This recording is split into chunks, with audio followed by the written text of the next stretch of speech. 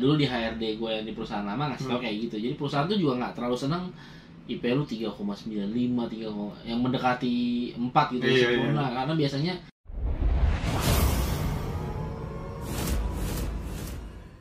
hey, what's good internet? Wah, balik lagi nih ke channelnya Rick YNT. Balik ke kontennya ngobrol-ngobrol seputar sama praktisi-praktisi pertambangan di Bercakap. Entah nggak tahu episode keberapa. Udah vakum over 1 sampai 2 tahun kayaknya. Setahun. Oke, sekarang di samping gua udah ada siapa namanya? Halo, perkenalkan gua Caleb Yarosrai. Caleb Yarosrai. Ya. Wah, Marga Yarosrai ini dari mana nih, Lep? Asal gua asli dari Jayapura, Papua. Jayapura ya? Yeah. Nah, that's why kenapa gue pengen banget ngonten bareng Caleb. Gue pengen Caleb tuh ada di konten gue karena one of the orang yang gue kenal di tambang paling jauh. Paling jauh, Lep. Asli. Main. Jadi sekarang tuh kita berdua kerja di PT TIS Kontraktor Indonesia. Gue udah, nih video ini hari ini dibuat tuh tanggal 17 Maret 2023. Gue udah 1,5 tahun lebih di TIS. Lu udah berapa tahun? 7 tahun, tanggal 7 Maret. 7 Maret setahun? Wah, pas tahun nih. Nah, kalau boleh cerita dong, Lep, lu jurusannya apa nih, Lep, sampai bisa kerja di TIS? Gue sendiri emang jurusan gue teknik pertambangan. Oke. Sub jurusannya pertambangan eksplorasi di kampus. Oh, di eksplorasi? Gue eksplorasi, cuma semenjak lulus kerjaan gue 3 perusahaan tuh sebagai tambang produksi pertambangan. Jadi awalnya di konsultan, gue waktu jadi junior mine engineer, itu ngurusin visibility study tapi emang ngeplan kayak ngebuat desain buat jangka setahun cuma untuk studi kelayakan. Oh gitu. Oh, itu junior mine plan tuh di konsultan itu. Itu perusahaan pertama tuh. Berapa tahun tuh? Setahun gue. Setahun. Iya. Mulai berarti 2000. Gue lulus Agustus 2020. Gue lulus Agustus 2020 gue mulai kerja di situ. Cabutnya sekitaran bulan tahun depannya. April. Gue lulus April. Terus sempat ikut proyekan dosen lah gitu kan. Nah, terus gue mulai kerja pertama kali itu Agustus 2020. Agustus 2020 berarti sampai sekarang udah tahun ketiga. Oke, terus di perusahaan kedua di mana? Gue di kontraktor batubara di Muara Enim. Sumatera. Sumatera gue. Oh, Muara Enim perusahaannya apa tuh? Kontraktor ya skala lokal lah. Skala menengah lah ya. Iya, skala menengah. Wah. Relate. Gue pertama kali masuk perusahaan tambang kan Petrosi, big company. Terus keluar ke perusahaan-perusahaan kecil tuh 6 tahun. Dan bisa masuk TIS lagi. Nggak nyangka juga sih. Tapi gue penasaran nih. Lu masuk TIS itu sebagai GDP kah atau sebagai experience? Gue jatuhnya waktu experience sih. Experience. Dengan pengalaman 1,5 tahun lah. Berarti sekarang mining engineer ya, bukan GDP ya? Manager. Siap. Berarti gue penasaran nih, maksudnya nggak banyak perusahaan yang mau meng-hire. Maksudnya buat kalian yang nggak tahu tambang ya, maksudnya di tambang tuh biasanya kita di segala akomodasi, pertama di big company tuh akomodasi dari site ke rumah tuh ditanggung, bener nggak? Bener ya. Jadi ibaratnya dari kita keluar menginjakan kaki keluar rumah sampai ke site itu nggak keluar uang sama sekali, 0 rupiah. Makan ditanggung, kayak taksi ke bandara ditanggung, dari tiket pesawatnya ditanggung, sampai ke set juga sampai dalam kamar. Dalam kamar ditanggung kan. Nah, maksudnya nggak banyak gitu big company yang mau mengambil karyawan yang terutama dari Papua ya. Papua berapa tiket dari, anggaplah kita sebut dari Jakarta Papua berapa? Jakarta Jayapura tuh rata-rata gue sekali jalan kemarin tuh di standar ya 4 juta. 4 juta Jakarta Jayapura. Berarti kalau dari lu titik terdekat di Balikpapan berarti kan? Ya tapi gua kadang kalau pergi dari Jakarta sama di Jakarta, Jayapura. Karena bisa reroute lah ya kemana-mana ya. Gokil sih. Makanya gua excited banget pengen bikin video ini tuh, pengen sedikit ngulik dari lu pertama kali interview. Lu tahu lowongan TIS dari mana? Nah, pertama kan dulu kan ngebuka manajer tuh posisi kan. Nah disebar di grup alumni gue ada. Yang by the way lu dari universitas apa sih? Gue dari ITB. Oh ITB. Iya Bandung. Gue UGM sih. Universitas Gunung Menangis. Gunung Menangis jual. Oh ITB ya? Iya ITB. Oh pantas ITB. Oke. Karena rata-rata kan kalau di TIS itu yang gue tahu anak-anaknya tuh rata-rata dari UPN. Apalagi ya Unsri ya kan. Jarang tuh dengar ITB. Oh lu ITB ya? Banyak juga. Banyak ITB sih? Di set lain. Oh di set lain ya? Iya, lumayan lah. Untuk di TIS Sangatta kayak ITB lu aja ya? Ada nggak yang lain? Satria, Deli. Oh Satria Deli itu ITB juga? Oh Sangkatan? Enggak lah, Deli ya di kelas, kalau Satria Sangkatan gue. Oh gitu? Iya. Berarti nggak sengaja ketemu lagi di sini? Iya, sama Enviro sama Giri sih lumayan sih, banyak juga. Enviro hampir semua ITB? Iya. Keren. Jadi dapat lowongan situ interview tuh. Pas ditanya, gue penasaran pas ditanya POH kan, place of hire-nya di mana tuh? Wah itu repot. Repot lah ya. Konfidensial lah ya. Iya maksudnya sempat dipertimbangkan karena cukup jauh waktu itu gue dikasih tahu juga sama HR-nya, terus ditanya sempat dinego juga bisa nggak nyampe Makassar doang gitu. Waduh berat juga nih. Gue kayak mikirkan, tapi akhirnya diain juga sampai KTP. Iya. Tapi yang gue tahu ya maksudnya di TIS itu diversity, dia tuh benar-benar meminimalisir yang namanya diversity gitu, kayak antara laki-laki sama perempuan aja TIS nganggap setara. Terus perbedaan ras, suku, agama tuh di sini nggak pernah ada gitu, nggak pernah jadi polemik gitu. Ini TIS maksudnya bukan gua karena gua kerja di TIS juga sih, cuman gua merasakan sendiri gitu. Gua udah pernah ngerasain perusahaan yang dulu ya segede Petrosi dulu. Terus gua kena yang sakit-sakitnya tuh, perusahaan kecil-kecil tuh sakit-sakit tuh deh. Sakit sih kalau kerjaan sih perusahaan. Maksudnya sakit dalam artian untuk kategori tambang ya. Cuman kalau kita kerja di Jawa terus kerja di perusahaan kecil masih better kerja di perusahaan kecil daripada di Jawa sih, secara income dan lain-lain kan. Keren. Terus apa nih setelah lu gabung ke TIS, terus lu ada penyesuaian apa nggak? Maksudnya lu nggak ngerasa under pressure nggak? Gue masuk ke, maksudnya sebelumnya kan lu kan dari konsultan terus ke perusahaan lokal, terus masuk ke perusahaan sebig TIS gitu. Lu ada kayak wah terpressure nggak, gue harus perform nih gitu. Jelas. Awal tanggung jawab ya, pertama tanggung jawab pribadi sendiri kan. Maksudnya lu di hire ya harapannya lu bisa kerja kan. Digaji harusnya lu bisa kerja. Ya terus maksudnya kan walaupun gue experience gue belum terlalu sejauh itulah. Jadi ya pressure-nya lumayan, cuma ya namanya mungkin dari ya, karakter juga ya, gue jalanin belajar segala macam, penyesuaian ya, dan survive lah ya. Iya. Terus gue ngerasa juga sih, maksudnya mungkin ada sedikit faktor kayak lu maksudnya tau lah, oh nih karyawan dari Papua ada nih, jadi lu gak bisa gak kelihatan itu, maksudnya pasti muncul banget kan. Maksudnya lu bakal beda sendiri gitu? Iya maksudnya mencolok bener. Nah itu jadi ya gue kayak ngerasa lah, jadi nggak bisa gue nggak ditawain orang tuh, maksudnya pasti semua akan tertuju matanya kok. Ada lagi ya. Gue feel sih. Cuma dalam artian nggak ada yang kayak rasis gitu kan, nggak ada. Cuma jadi mencolok aja orang tahu kan. Siapa tuh ya? Kakak. Apalagi kan PH-nya lumayan kan. Benar. Jadi itulah, jadi pressure lumayan sih, cuma jalanin aja kan, selama lu punya niatan baik ya. Yang penting tahu diri aja kan, lu dibayar ya lu memberikan apa yang terbaik lah. Memberikan gitu ekonomi. Terus gue pengen tahu apa ya, flashback dikit nih. Berarti lu let's say kan lu di Jayapura ya. Lu SD Jayapura. Nah gue sebenarnya SD sampai SMP di Bandung. Jadi KTP di Jayapura. Ya tapi SMP kelas 2 gue pindah ke Jayapura. Oh gitu. Sampai lulus SMA. Karena orang tua lu di Bandung. Ya dulu bokap gue kan kerja di Bandung. Bokap gue kerja di Bandung. Oke. Terus meninggal, terus akhirnya ibu sama saudara-saudara gue pindah di Jayapura setahun setelah bapak gue meninggal.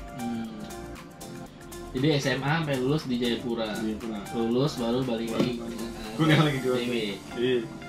Makanya kadang aduh kenapa gak ke Jogja gitu. Balik lagi ke Bandung. Ketemu hal yang sama, kota yang sama. Kenapa lu akhirnya memutuskan kuliah di lu pilih ITB gitu? Gue dulu ceritanya gak panjang. Gue dulu sebenarnya kan pengennya masuk Akpol kan. Polisi. Iya. Oke sih. Oke. Kalau polisi sih badan cocok. Terus masuk Akpol. Nah gue tes tuh sampai 2 kali kan nggak dapet. Nah itu pokoknya udah sampai pantohir lah, maksudnya gue nggak dapet yang bukan rezeki kan berarti kan. Gue kayak sempat kayak hilang arah gitu kan. Soalnya tahu nih mau. Oh berarti sebenarnya tambang tuh bukan jadi destinasi utama lu ya? Gue ngebetnya jadi polisi waktu itu. Oke. Gue satu mikir mungkin gue dulu suka detektif kan, cerita detektif. Detektif Conan. Iya bener. Oh iya. Sherlock Holmes gitu. Oh gitu. Iya. Oke. Suka banget gue Sherlock Holmes lah. Nah, terus gue mikir juga kan, wah kalau sekolah polisi nggak bayar, keluar langsung kerja nih. Bahkan keadaan ekonomi keluarga gue nggak terlalu ini kan, sejak bapak gue meninggal kan agak susah kan. Makanya oke nih jadi polisi nih. Udah keluarnya kerja, kok kelihatannya kaya kan polisi. Kelihatannya prestis ya, prestisius. Iya. Terus sama gue kayak suka detektif kan sejak kecil juga. Daftar gitu. Akhirnya gue satu-satunya keinginan gue setelah lulus masuk polisi gitu. Oh gitu. Jadi setelah ikut tes dan lain-lain gagal di? Gagal. Gue di Pantohir waktu itu. Apa tuh Pantohir itu? Kayak tingkat akhirnya lah, tinggal. Oh gitu, udah tinggal tingkat akhir. Tingkat akhir ya. Oh. Udah semua tes tuh gagal. Tahun kedua, jadi setelah gue gagal tahun pertama, gue sempat kuliah di Jayapura kan, jurusan sipil di Uncen. Nah, terus gue nyoba lagi tes polisi kan, kuliahnya cuma ngasal lah, karena gue pengen polisi. Tetap pengen tahun kedua tes polisi, tapi gagal lagi kan. Gue udah hilang arah tuh. Tahun kedua gagal di darah tinggi. Oh, langsung bener-bener turun lah. Stres gue kan, gue masuk ya. Apa bukan jodoh gue di sini? Bukan jalan lu lah. Panjang gue kan. Bukan jalan ninja lu lah. Iya. Tapi itu gue kayak hilang arah gitu, tapi udah kayak bingung lah mau apa. Akhirnya gue dalam perjalanan hidup gue sampai SMA tuh kadang gue mikir, walaupun gue dulu agak sering ngelawan ibu gue juga sih, cuma gue mikir kadang kalau apa yang ditunjukin sama ibu gue tuh bener tuh. Oh gitu. Oh ibu juga nggak setuju sebenarnya kuliah di Akpol? Nggak, setuju. Okay. Cuma pas gue hilang lah pokoknya kan, gue nggak ada punya semangat lah, itu hilang semangat kan. Akhirnya gue bilang, kan waktu itu ada, kalau dari ibu kan jalurnya masuk ITB ini afirmasi kan, jalur dari daerah, tuh tes daerah. Oh gitu, dari daerah. Terus, by the way lu di ITB tuh beasiswa? Beasiswa. Full gratis? Iya, sama uang saku. Oh gitu? Iya. Oh lu pintar juga lah sekarang. Oke. Gila lu pintar nggak? Wah ITB sih, karena gue ada teman juga yang karena gue dulu di Jakarta ya, teman-teman gue Chinese, all Chinese. Iya. All Chinese temen gue, jadi masuk ITB tuh lu prestis banget sih. Lu masuk ITB sih, lu fix udah lu pinter. Nggak mungkin nggak pinter. Oh lu, gue pikir lu bayar normal pada umumnya. Oh jadi full plus uang saku juga. Plus uang saku, gitulah. Terus timbal baliknya nggak ada? Maksudnya kan biasanya itu tuh pas lulus udah lu terserah mau kemana. Oh gitu. Kalau disuruh nyoba gue balik ke sana. Keren.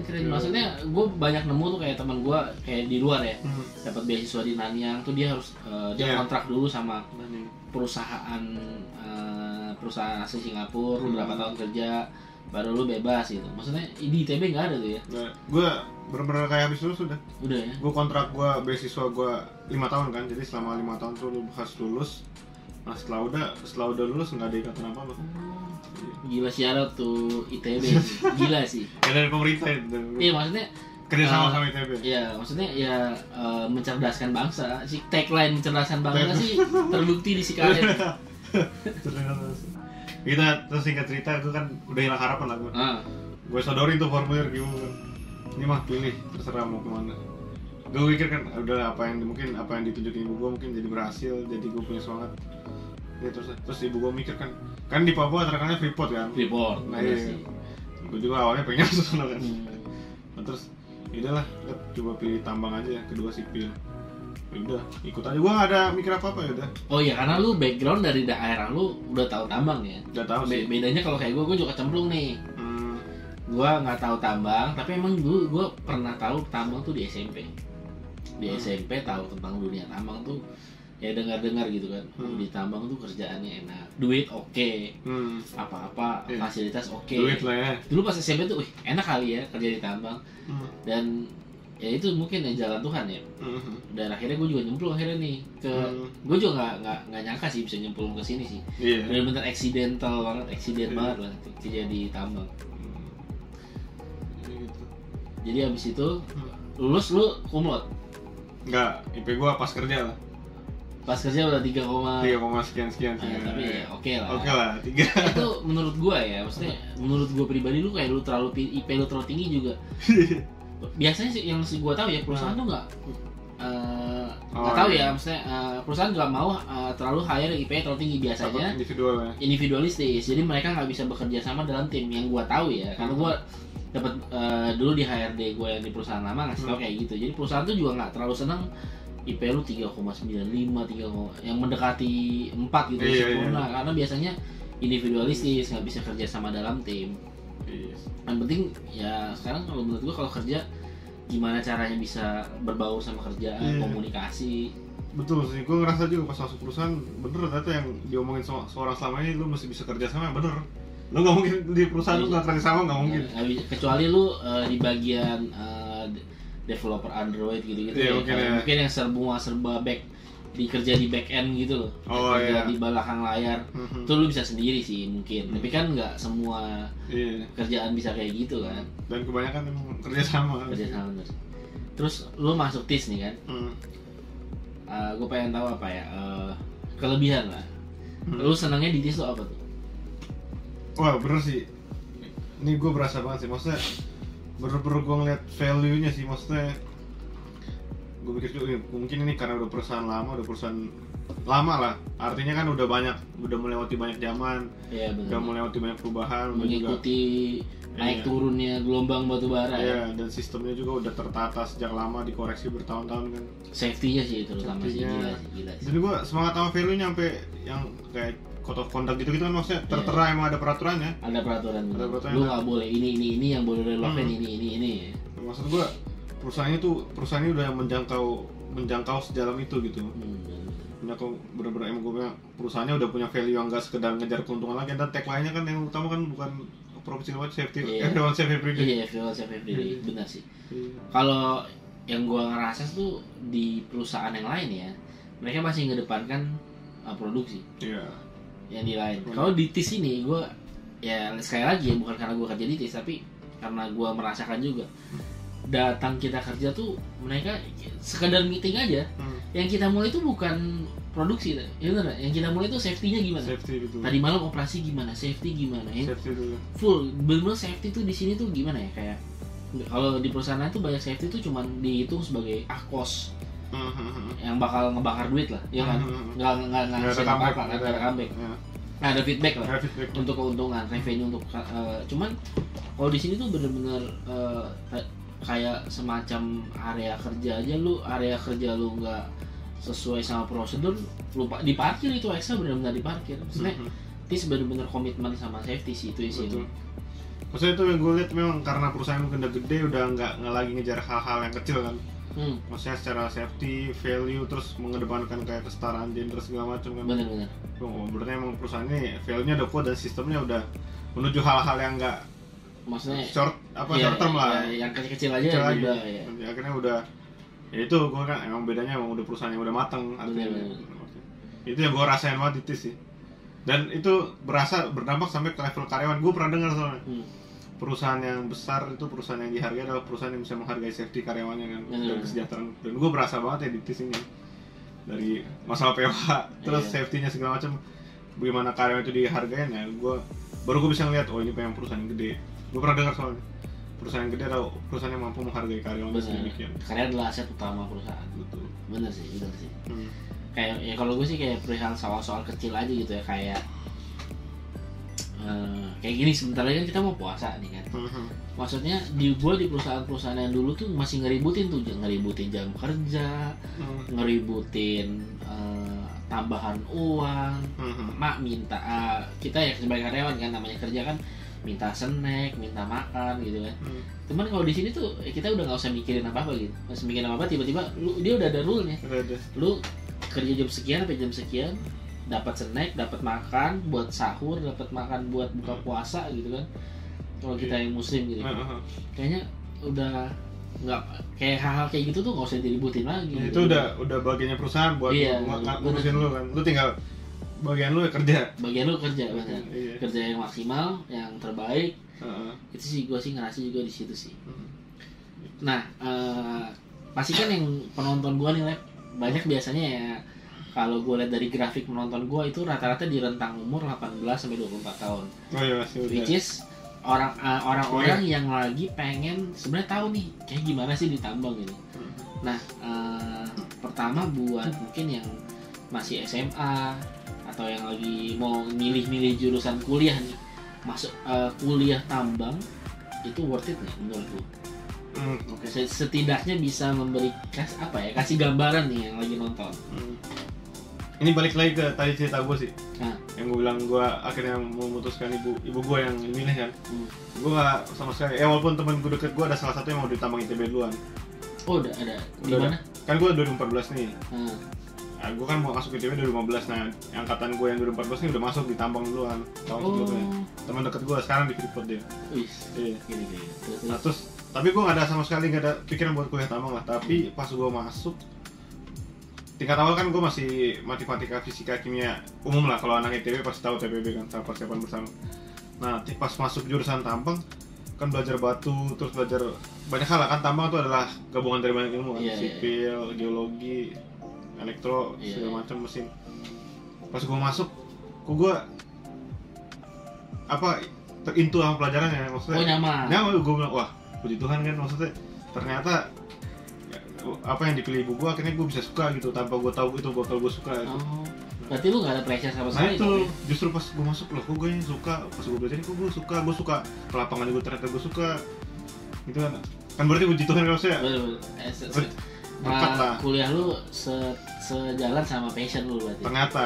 Walau gue nggak tahu kan, itulah makanya orang-orang bilang passion gue kadang mikir mungkin lu belum sejauh itu untuk tahu passion lu gitu. Mungkin lu butuh nyoba banyak hal. Lu belum kenal diri lu sendiri jauhnya. Betul. Nah itu buat pesan buat kalian lah, jangan terlalu terkunci passion gue ini. Taunya pas lu kuliah atau lu nyoba suatu hal yang baru, ternyata lu passion itu hal yang lu ternyata belum ketahui gitu. Bisa jadi pas lu nyoba ini, ternyata gue suka. Pas nyobain, ternyata gue suka. Jadi jangan terlalu terkurung. Jadi jadi tambang tuh termasuk yang akhirnya gue suka nih pelajarannya, gue suka ke lapangannya, gue suka hal-halnya lah, gue suka kayak sistem tambang tuh ada sebuah sistem sendiri gitu, maksudnya dari banyak ilmu yang lu pelajarin, lu terapin dan lu rekayasa kan akhirnya kan rekayasa engineering ya? Betul, rekayasa engineering itu. Terus gue nggak terlalu suka, tapi gue suka main-main itu sih, maksudnya kayak dulu pas gue masih kuliah masih belajar masih main-main Photoshop, pokoknya Adobe produk Adobe lah bilang. Terus pas belajar software gue kayak nyambung aja itu kan, desain. Oh ya, by the way kalau yang di tambang tuh mereka punya software sendiri tuh kayak Mindscape, ada Surpa, Xpac, terus apa lagi ya, banyak lah ya.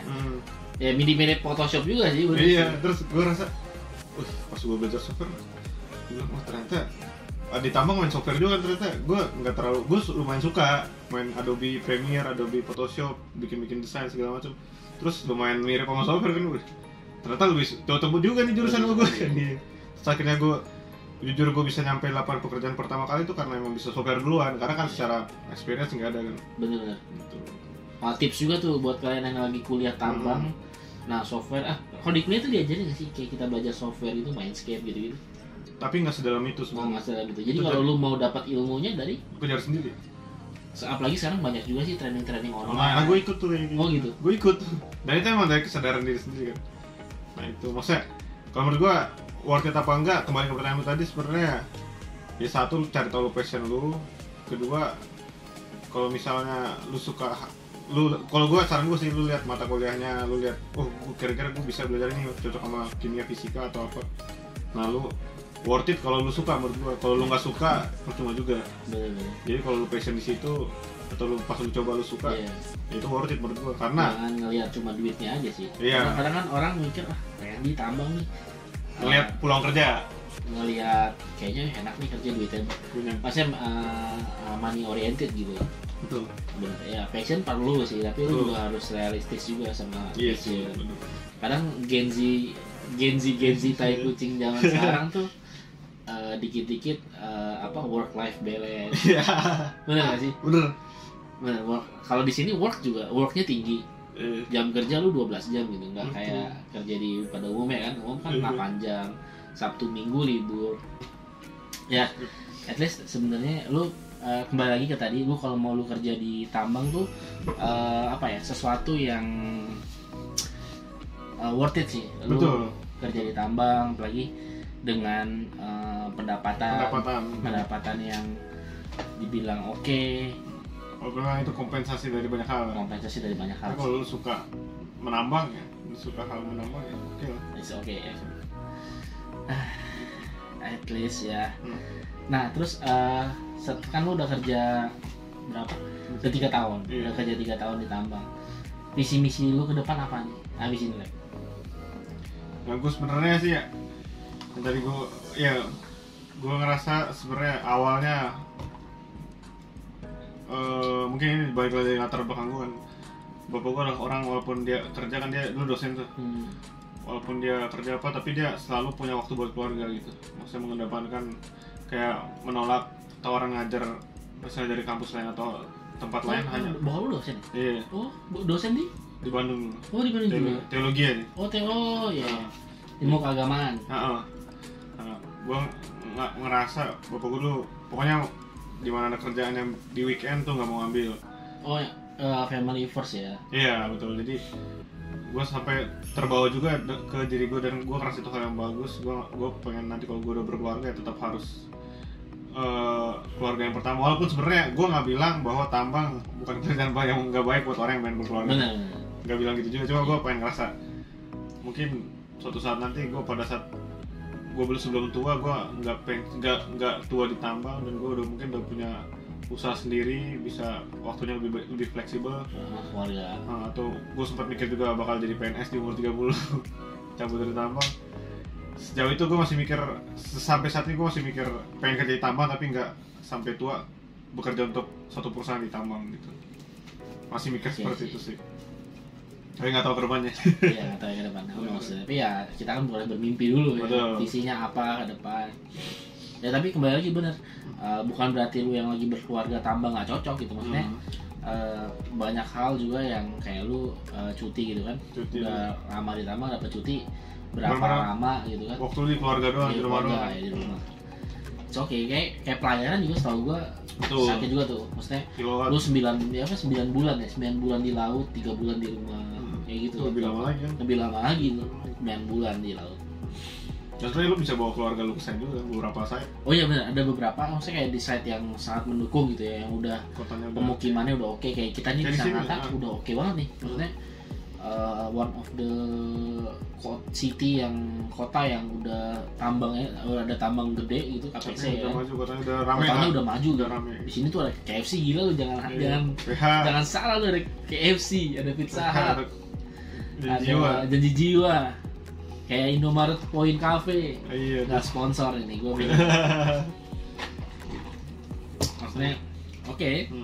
Tapi itu gue lupa, gue juga tadi gue nyebutin gue yang terdekat pengen balik ke Papua. Ya Papua. Gitu. Nah Kalau lu Bang, gimana? kalau gue visi misi gue ya itu visi misi gue dalam waktu dekat ini sih, di umur gue yang sekarang di 33, Anak gua Bang ya? mau anak kedua. Dulu ya masih kalau dulu kan gue masih ya itu sama sih, pengen ada usaha, pengen kalau kata orang itu bukan lagi jadi budak korporat gitu kan, kata-kata anak Gen Z sekarang lah. Tapi ya dengan realita yang ada sekarang, gue termasuk beruntung lah, lulusan SMA yang udah ya gue nggak bilang posisi gue juga tinggi gitu, maksudnya untuk lulusan SMA di posisi yang sekarang tuh jarang terjadi gitu, apalagi lu di big company ya, maksudnya kayak gue di TIS aja nih, gue satu-satunya SMA yang di posisi sebagai engineer gitu. Kayak gue udah ngerasa gue udah bersyukur banget lah di posisi yang kayak gini. Maksudnya bukan berarti gue puas diri, gue juga sampai saat ini masih menggali ilmu di bidang gue gitu kan, di FMS. Tapi yang visi gue terdekat ya gue tetap kerja. Gue ngelihat visi gue ke depan sih masih berkutat sama di kerjaan, sama ya paling ada usaha-usaha kecil. YouTube juga termasuk salah satu usaha sih, termasuk usaha gue untuk ya setidaknya gue kalau nilai dari materi, maksudnya cukup nggak worth it sih dengan pendapatan dari YouTube, terus effort gue yang harus gue keluarin kayak ya kayak gini kan gue seneng aja kan video bikin ngobrol tanpa konsep sama sekali, tanpa skrip.